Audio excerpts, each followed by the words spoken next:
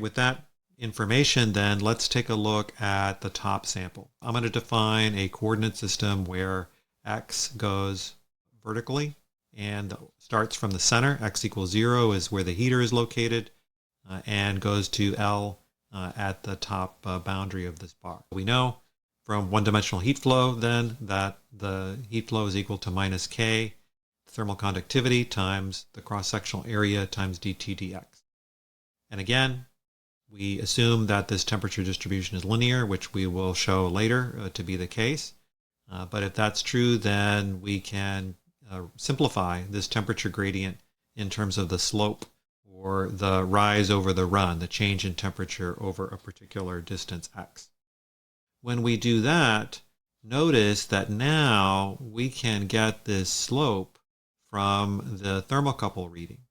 So we're given a temperature difference between two locations within the bar that are separated by a distance lowercase l. This difference is the same. It's the same slope as if we take the total difference in temperature between where the heating is applied and the end and divide it by that. In other words, we have a linear temperature change from the center to the top surface.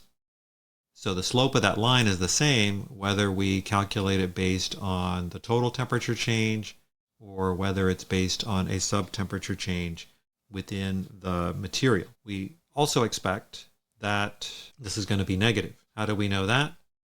Well, again, looking at the system, we're applying heating here at the center. We expect that this is going to be the point where the temperature is highest at x equals 0.